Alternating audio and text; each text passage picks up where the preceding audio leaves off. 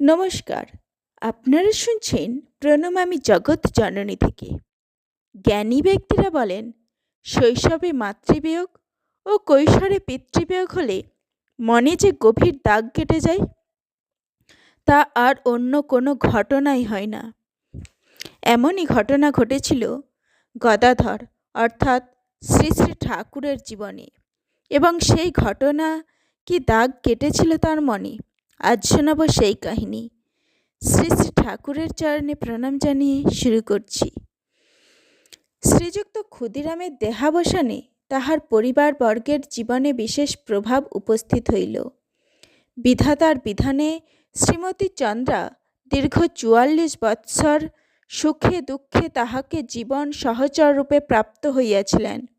অতএব তাহাকে হারাইয়া তিনি যে এখন জগৎ শূন্য দেখিবেন এবং প্রাণে একটা চিরস্থায়ী অভাব প্রতিক্ষণ অনুভব করিবেন, ইহা বলিতে হইবে না। সুতরাং শ্রী শ্রী রঘুবীরের পাদপদ্মে শরণ গ্রহণে চিরভ্যস্ত তাহার মনের গতি এখন সংসার ছাড়িয়া সেই দিকেই নিরন্তর প্রবাহিত থাকিল। কিন্তু মন ছাড়িতে চাহিলেও যতদিন না কাল পূর্ণ হয়, ততদিন সংসার তাহাকে ছাড়িবে কেন?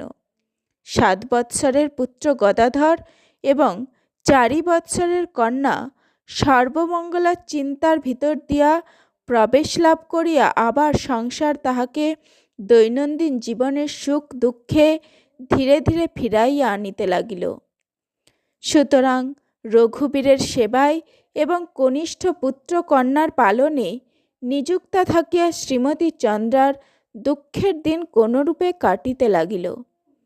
অন্যদিকে পিতৃবৎসল রামকুমারের স্কন্ধে এখন সংসারের সমগ্র ভার পতিত হইয়াই তাহার বৃথা শোকে কালক্ষেপ করিবার অবসর রহিল না।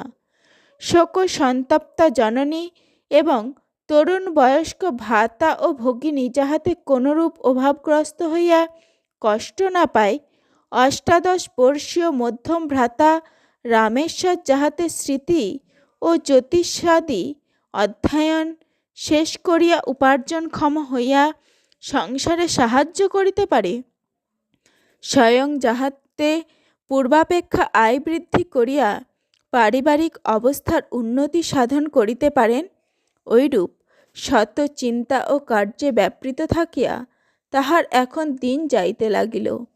তাহার কর্মকুশলা গৃহিণীও চন্দ্রাদেবীকে অসমর্থা দেখিয়া পরিবারবর্গের আহারাদি এবং অন্যান্য গৃহকর্মের বন্দোবস্তের অধিকাংশ ভার গ্রহণ করিলেন।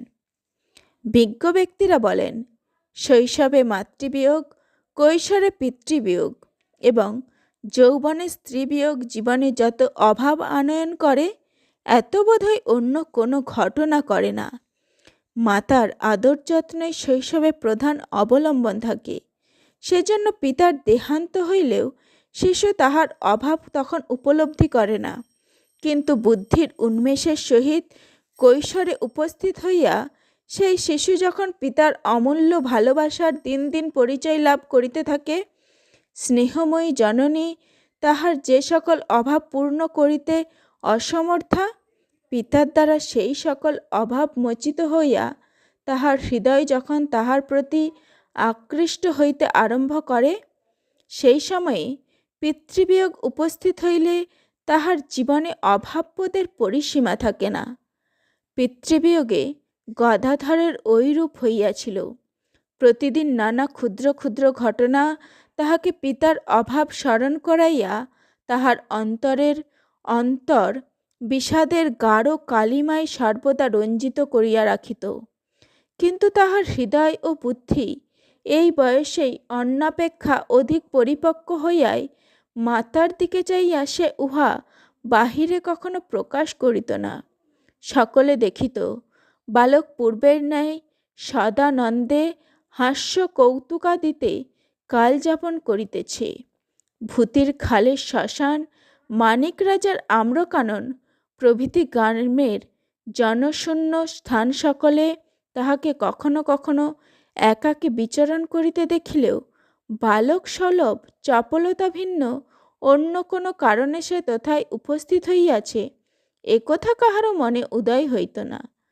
বালক কিন্তু এখন হইতে চিন্তাশীল ও নির্জন প্রিয় হইয়া উঠিতে এবং সংসারের সকল ব্যক্তিকে তাহার চিন্তার বিষয় করিয়া তাহাদিগকে আচরণে তন্ন তন্ন করিয়া লক্ষ্য করিতে লাগিল।